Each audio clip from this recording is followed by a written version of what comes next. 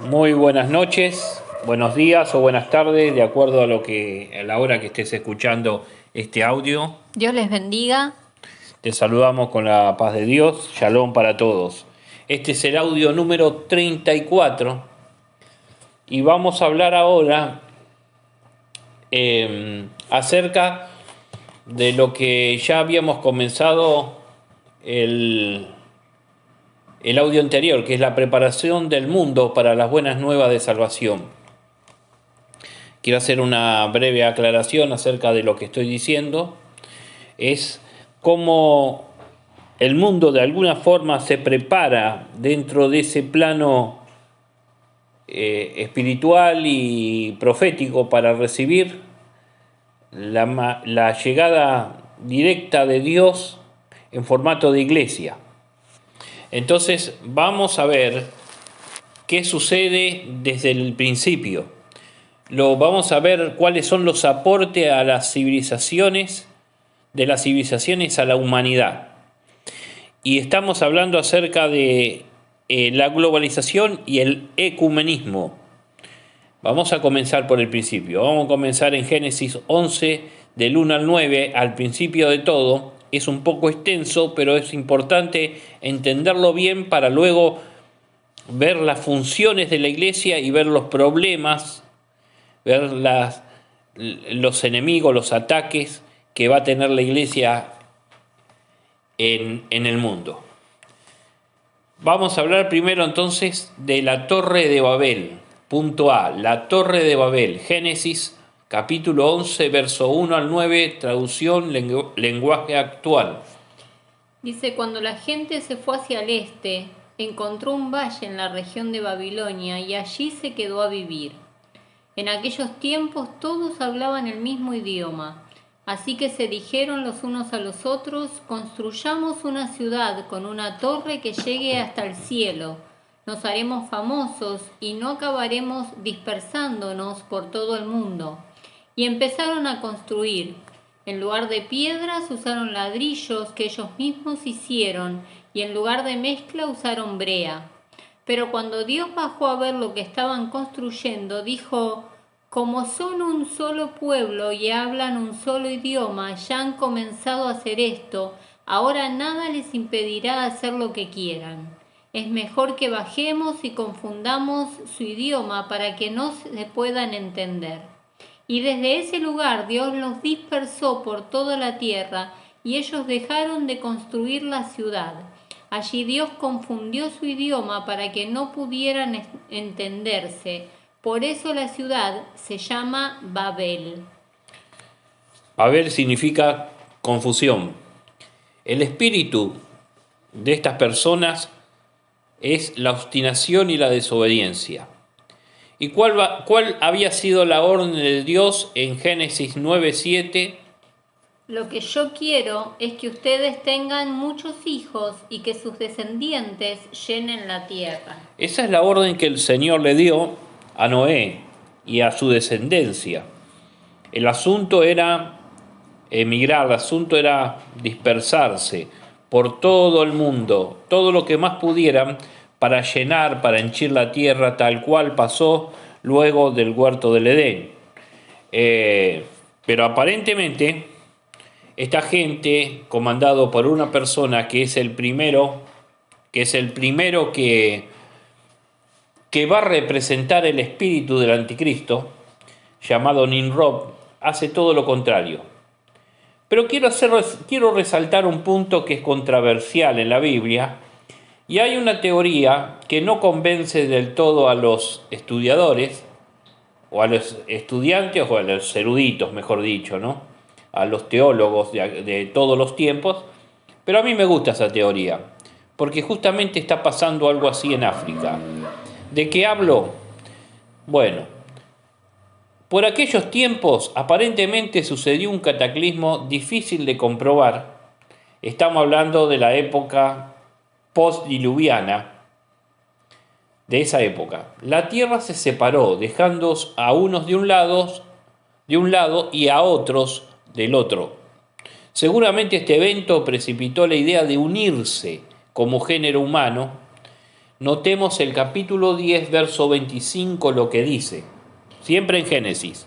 Y a Eber nacieron 2 hijos. El nombre de uno fue Peleg, porque en sus días fue repartida la tierra, y el nombre de su hermano, Joctán. Ahí está, muchas gracias. También por aquellos tiempos, dice, ¿no? Que sucedieron estas cosas. Aquí hay una mención a una partición, a una división, a una fractura en la tierra. Muy probablemente que se refiera a la escritura a las tribus y etnias que se dispersaban.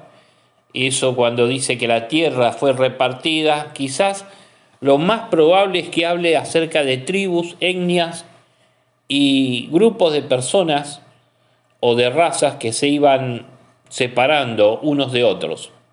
Pero hay una teoría que explica que literalmente la tierra se fracturó y se separó una costa de la otra. Esta última es desechada prácticamente por completo. Hablo de la teoría. Esta última teoría está desechada prácticamente por completo. Muy pocos son los teólogos que afirman que esto fue así. Pero ¿qué sucede hace muy pocos días? La tierra se empezó a fracturar y a abrir justamente cerca de ese lugar, en África. Hay 56 kilómetros de fractura y comenzó a separarse, a partirse el continente africano. Esto va a llevar muchísimos años. Miles, dicen los que saben, que esto va a llevar muchísimos años. Pero puede que haya pasado algo de eso y que eso haya precipitado la decisión de unirse, amalgamarse, estar todos juntos y romper con ese mandamiento de Dios que decía que tenían que llenar la tierra. La Torre de Babel fue el primer intento de globalización y ecumenismo. Un poco más allá, en los días del profeta Daniel, cuando el pueblo de Israel es llevado cautivo a Babilonia, encontramos a un tal Nabucodonosor, que es el rey, y era costumbre de los reyes creerse que eran dioses, ¿no? Si hoy los presidentes a veces creen que son dioses, imagínense en aquellos tiempos, que nada les hacía creer que no era así, por todo lo que sucedía a su alrededor. En los días del profeta Daniel tiene la misma intención que Nimrod de desplazar la autoridad de Dios y se hace llamar Dios. Vamos a leer algunos versículos con la ayuda de Mariel. Capítulo 2, verso 31. Tú, oh rey, veías, y he aquí una gran imagen. Esta imagen, que era muy grande y cuya gloria era muy sublime, estaba en pie delante de ti, y su aspecto era terrible. Ahí Daniel está haciendo una interpretación, está de alguna manera parafraseando la visión de Dios, y le está diciendo a Nabucodonosor que tanto su reino como su poder y autoridad eran considerados el oro de aquella cabeza, que era lo superior, ¿no? Capítulo 3, verso 7.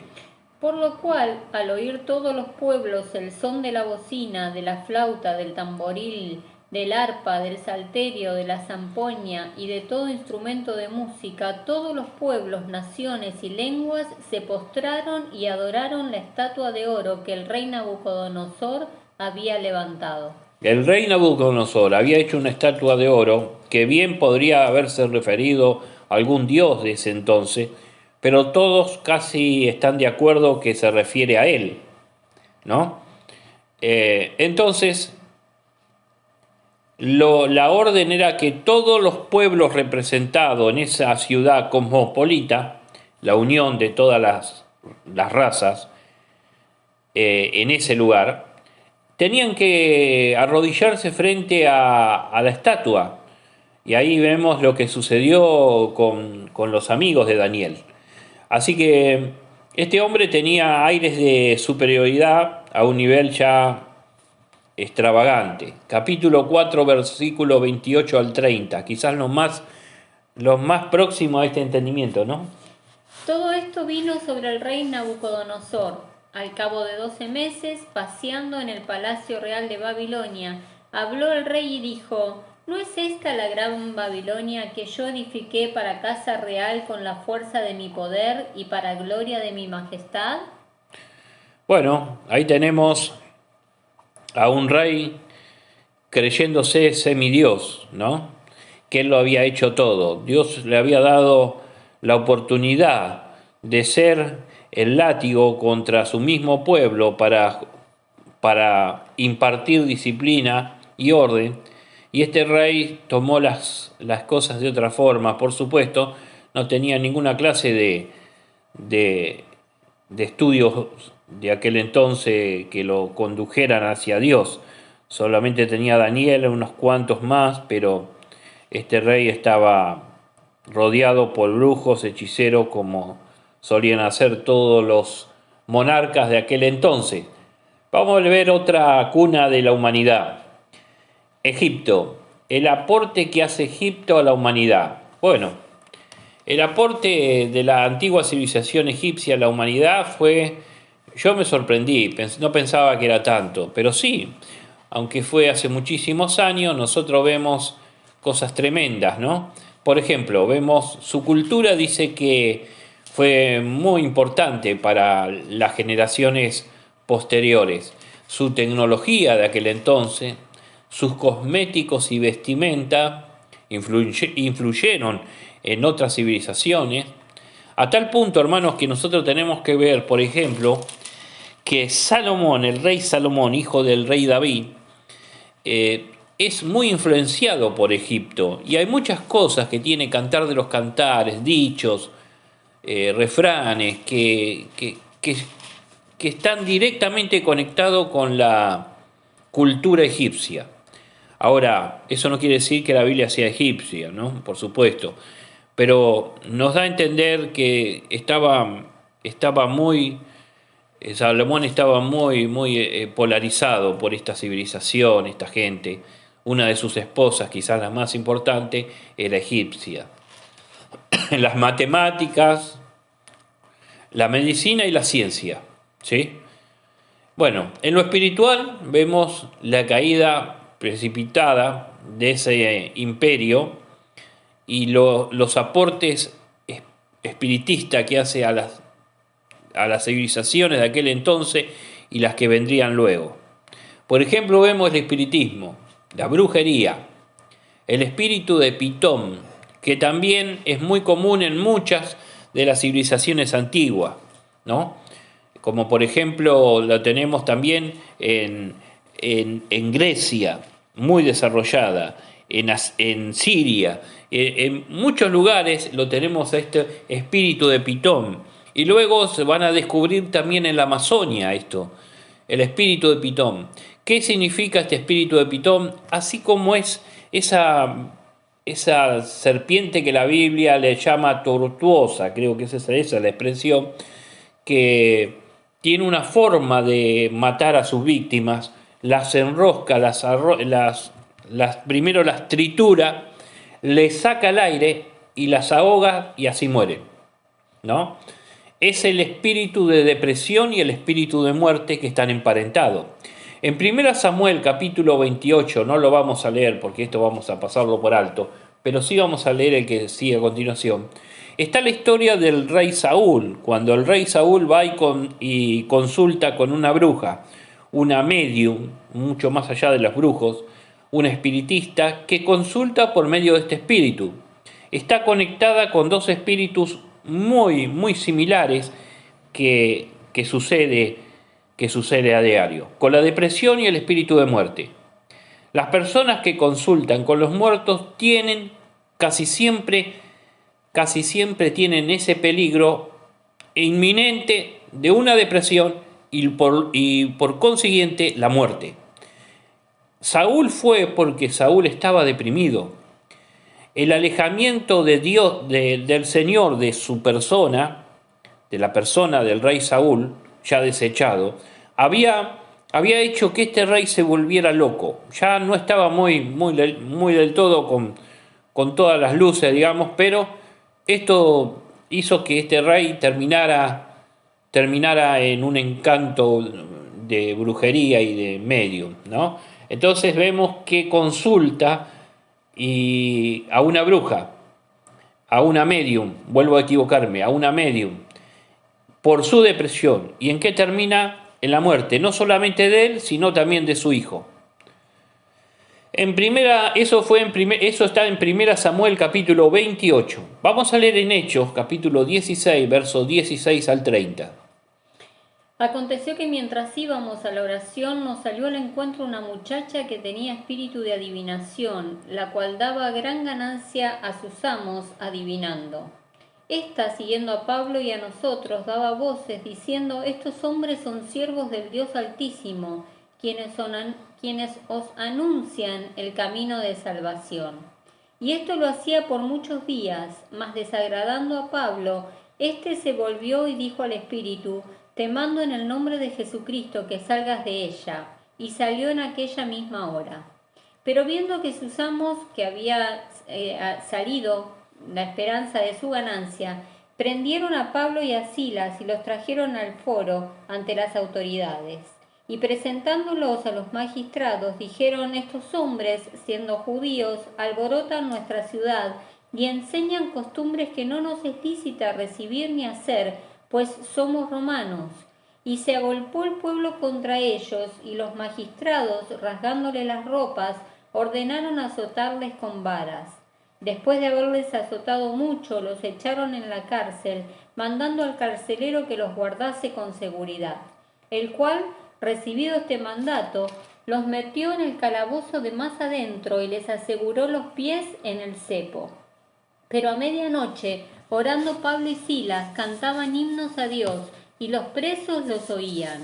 Entonces sobrevino de repente un gran terremoto, de tal manera que los cimientos de la cárcel se sacudían, y al instante se abrieron todas las puertas, y las cadenas de todos se soltaron. Despertando el carcelero y viendo abiertas las puertas de la cárcel, sacó la espada y se iba a matar, pensando que los presos habían huido. Mas Pablo clamó a gran voz, diciendo: no te hagas ningún mal, pues todos estamos aquí. Él entonces, pidiendo luz, se precipitó adentro y temblando se postró a los pies de Pablo y de Silas, y sacándolos les dijo: señores, ¿qué debo hacer para ser salvo? Qué grandiosa palabra, ¿no? Acá vemos lo mismo, la misma repetición que vimos en Samuel en otro tiempo, bajo un imperio, el peor de todo, el imperio romano. Pablo, predicando la palabra del Señor, llega a Filipos y ahí ocurren dos cosas tremendas. La primera es que una mujer con espíritu de adivinación, cuenta Lucas en este lugar, es liberada, ¿no? Hoy a esas personas que hablan así tan bien de los siervos le diríamos que son profetas, pero bueno, dejémoslo al margen. No siempre los espíritus son lo que nos parecen, ¿no? Hay que tener el discernimiento preciso para interpretar, hermanos, el espíritu que se mueve en las personas. Y Pablo lo tenía, el discernimiento de espíritu. Ese discernimiento de espíritu hizo que sonara raro lo que esta mujer estaba haciendo. Ya digo nuevamente que si hoy hubiera pasado con nosotros, quizás hubiéramos dado gracias a Dios porque había una profeta que entiende lo que venimos a hacer, ¿no? Sin embargo, Pablo se da cuenta y cree y asevera que es un espíritu de idolatría, es un espíritu de adivinación, un espíritu de medium, donde esta mujer está totalmente esclavizada, tanto del espíritu demoníaco como de sus amos, dice ahí. Y luego vemos al carcelero, que cuando son liberados por el Señor, el carcelero también quiere matarse. Igual se repite la escena, más o menos parecido a 1 Samuel. El espíritu de depresión, el espíritu de asfixia, de esclavitud que tenía Egipto, se demostraba de esa forma. Ahora estamos hablando, por supuesto, en Hechos, estamos hablando del Imperio Romano, pero esto es algo que ahora lo vamos a ver a continuación. Luego fue heredado, Roma heredó todo eso de todas estas civilizaciones. Así que nosotros vemos que el espiritismo, la brujería, el espíritu de Pitón, que es la depresión y espíritu de muerte, están muy emparentados. El consultar con los muertos y rituales de momificación en Egipto. Jacob fue momificado, cuenta Moisés en Génesis. Jacob fue momificado. Entonces echó José sobre él, sobre el rostro de su padre, dice, y lloró sobre él y lo besó. Y mandó José a sus siervos, los médicos, que embalsamasen a su padre, y los médicos embalsamaron a Israel. Habla de Jacob, ¿no? Como José, a pesar de que es un hombre de Dios, pero lo bueno de la palabra es eso, verlas, que nunca la palabra de Dios nos va a engañar, al contrario nos va a revelar luces y sombras de las personas, aunque sean héroes para nosotros, como el caso de José. José había caído y estaba influenciado, y su esposa era egipcia, y sus hijos eran egipcios, y aunque él no estaba de acuerdo con eso, era un hombre de Dios, pero tenía de alguna forma una influencia de su civilización, de su entorno. Mandó a embalsamar, a momificar a su padre, quizás para que aguantase en el tiempo para ser sepultado, o quizás algo así como una ley que habría en Egipto, bien no lo sabemos, pero José era una persona que era un ministro de la corte, así que no podía tampoco hacer lo que quería. El mismo José fue embalsamado en Egipto. Versículo 26 dice, del capítulo 50, de Génesis, dice así. Y murió José a la edad de 110 años, y lo embalsamaron, y fue puesto en un ataúd en Egipto. Ajá. Dice, versículo 3 también. No. 26. 26. Y le cumplieron 40 días, a continuación el 27 será. El que leímos recién. El que leímos recién, perdón. Bueno. Entonces, acá vemos que José, sí, gracias. El tema de José es que, bueno, José, acabamos de decir, era de la corte, era un ministro de la corte gubernamental de Egipto, era el segundo en importancia.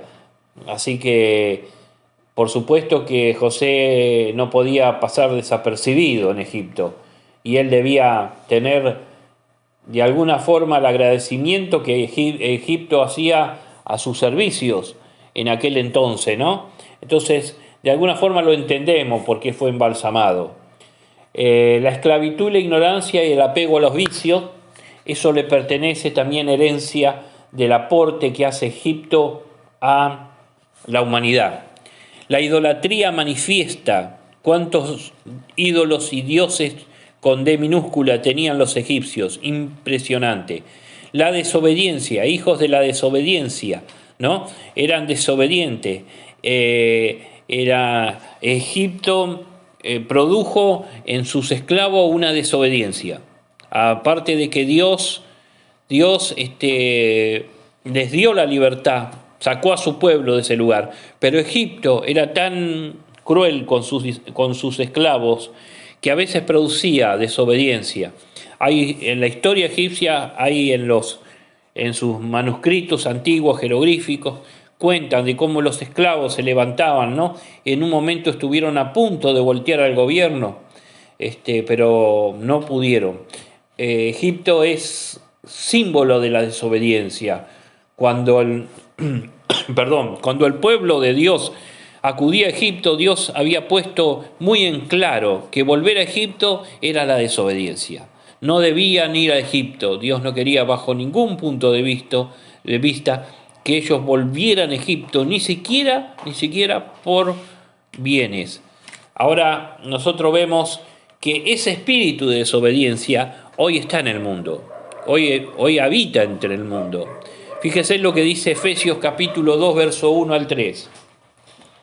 Y Él os dio vida a vosotros cuando estabais muertos en vuestros delitos y pecados, en los cuales anduvisteis en otro tiempo, siguiendo la corriente de este mundo, conforme al príncipe de la potestad del aire, el espíritu que ahora opera en los hijos de desobediencia, entre los cuales también todos nosotros vivimos en otro tiempo en los deseos de nuestra carne, haciendo la voluntad de la carne y de los pensamientos, y éramos por naturaleza hijos de ira, lo mismo que los demás.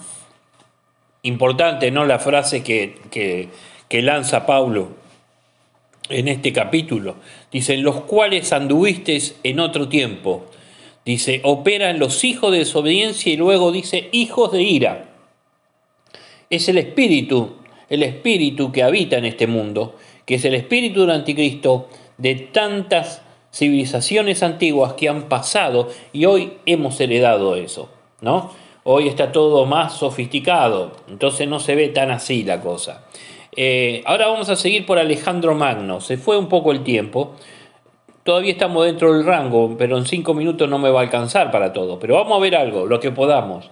Alejandro Magno, Alejandro el Grande se le dijo, nació en agosto del 356 a.C. y murió el 13 de junio del 323 a.C., a la edad de 33 años.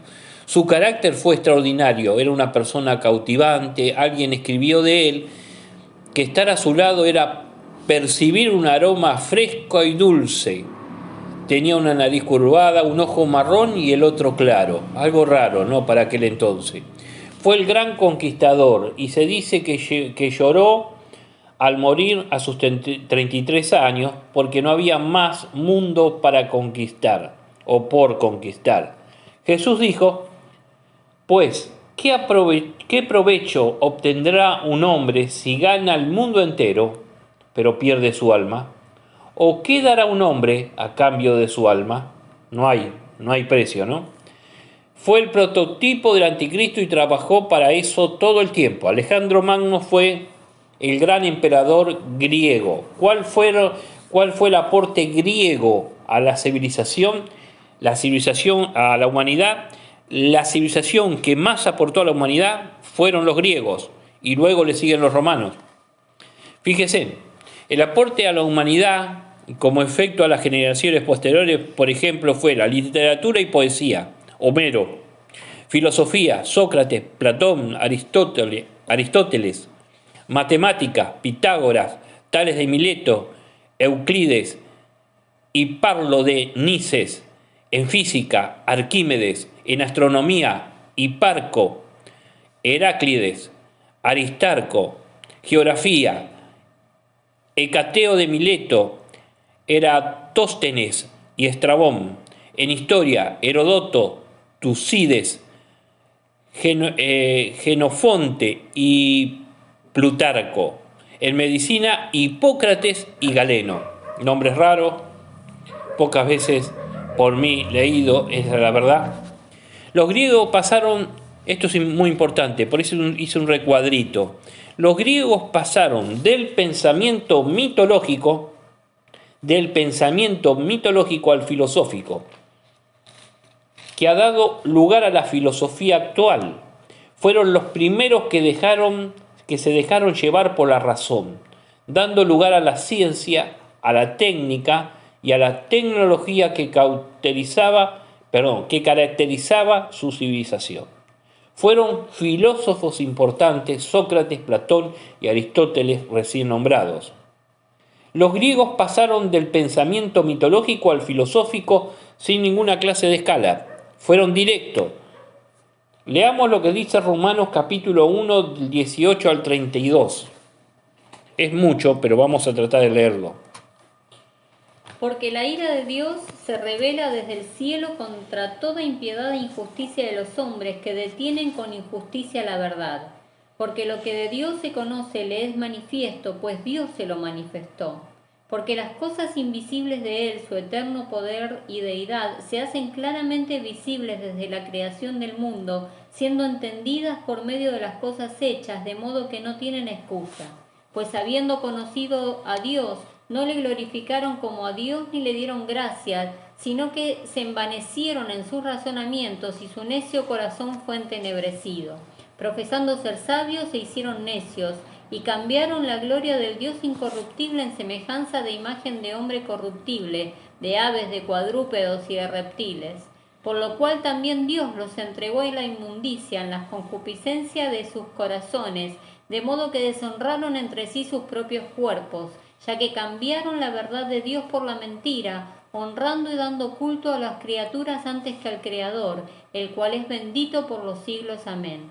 Por esto Dios les entregó a pasiones vergonzosas, pues aún sus mujeres cambiaron el uso natural por el que es contra naturaleza, y de igual modo también los hombres, dejando el uso natural de la mujer, se encendieron en su lascivia unos con otros, cometiendo hechos vergonzosos, hombres con hombres, y recibiendo en sí mismos la retribución debida a su extravío. Y como ellos no aprobaron tener en cuenta a Dios, Dios los entregó a una mente reprobada para hacer cosas que no convienen, estando atestados de toda injusticia, fornicación, perversidad, avaricia, maldad, llenos de envidia, homicidios, contiendas, engaños y malignidades, murmuradores, detractores, aborrecedores de Dios, injuriosos, soberbios, altivos, inventores de males, desobedientes a los padres, necios, desleales, sin afecto natural, implacables, sin misericordia, quienes habiendo entendido el juicio de Dios, que los que practican tales cosas son dignos de muerte, no solo las hacen, sino que también se complacen con las que la practican. Acá es muchísimo lo que habla el apóstol Pablo a la iglesia de Roma, y está diciendo algo muy importante entre todas las cosas, ¿no? Que Dios los entregó una mente reprobada, cauterizada. Es decir, no hay forma, está quemada la mente, no hay forma de retrotraerse, ¿no? Y luego por último dice, quiero aclarar algo, que los que practican tales cosas son dignos de muerte, no solo las hacen, sino que también se complacen con los que los practican. No está hablando de la muerte física, para los que escuchan esto y capaz dicen, ¿cómo dice esa cosa? Y se pueden alarmar. Es peor, el alarma que no caiga, que siga más fuerte sonando, porque no es la muerte física, sino la muerte espiritual, que es peor todavía. Entonces, Alejandro Magno era y fue lo que yo le digo niño dorado de Grecia, ¿no? Consolidó bajo su dominio las ciudades-estados griegos junto a Asia Menor para enfrentarse posteriormente a los persas. Macedonia se convirtió en esta forma en una gran potencia que controlaba prácticamente todo Occidente y parte del Oriente. Fue su padre Filipo quien comenzó esta época gloriosa macedonia en el siglo IV a.C. Es más, Filipo, hay muchas ciudades que se llaman así de la antigüedad por Medio Oriente, en honor a este Filipo, el padre de Alejandro Magno. Uno de los motivos de esta rápida y efectiva expansión fueron los avances del ejército. Vamos a ir un poquito más abajo, que quiero leerles algo muy importante. Esto salió en un artículo en el diario El Español, en España por supuesto, que dice así: cuando Alejandro Magno heredó el trono, necesitaba una guerra sumisa y manipulable para continuar las expediciones persas. Además, trató de adoptar y asimilar la cultura persa para una homogeneización de sus nuevas tierras, palabras complejas, ¿no? Empezó a usar prendas de la indumentaria real persa, al presidir la corte y dar audiencia al estilo asiático del derrotado Darío, que era persa. Entonces, aquí sucede algo. Fíjense en que alguien que va a ministrar justicia en Grecia, que eran tan delicados con todo lo suyo, con todo lo que tenían, este hombre para hacerlo se disfrazaba de Darío, y a veces se disfrazaba de una mujer de la corte de Persa, de la realeza persa. Eso los volvía locos a los griegos. También tomó 2 nuevas esposas persas y pidió a sus colaboradores que concretaran matrimonio con mujeres persas de la alta cuna. De esta manera los griegos comenzaron a sentirse abandonados por un líder que se le había deslizado y hacía la decadencia persa. El historiador Efipo de Calcidia dijo algo muy importante. Acusó al conquistador macedonio de aproximarse a los bárbaros y de adoptar formas de vida orientales y de vivir el lujo que habitualmente se atribuía a los monarcas persas, aunque era un hombre muy sacrificado. Alejandro Magno era un soldado y constantemente no lo llamaba el vivir en los lujos, ¿no? Pero hay algo muy importante acá, de lo que habla este antiguo escritor. Se trata de un autor perdido, este hombre, que dejó huellas en escritos posteriores, identificado como perteneciente a la tradición vulgata, que luego vino la primer Biblia, ¿no? Destacaba como la corte macedonia celebraba agasajos festivos donde Alejandro Magno se travestía para parecerse a la diosa griega Artemisa y añadía a su indumentaria ropajes persas. Así los escritores griegos ridiculizaban a Alejandro Magno por considerarlo femenino. Ese es un artículo del diario El Español. Espiritualmente el aporte fue tremendamente negativo al punto que en el Imperio Romano, en un momento, la moda fue ese estilo de vida. Por último, tenemos que ver el aporte del Imperio Romano a la humanidad. Pero vamos a dejarlo acá porque se fue el tiempo muchísimo, así que vamos a estar orando para que Dios bendiga a la iglesia en este tiempo, que es un tiempo difícil que nos toca vivir, y nos toca asumir una responsabilidad de oración, de intercesión y de ayuda. Muchos lo están haciendo en el área social y los bendecimos. Es muy importante eso. Así que desde acá los saludamos. Esperamos, si Dios quiere, el día lunes volvernos a encontrar. Un gran abrazo. Paz de Dios para todos. El Señor los bendiga.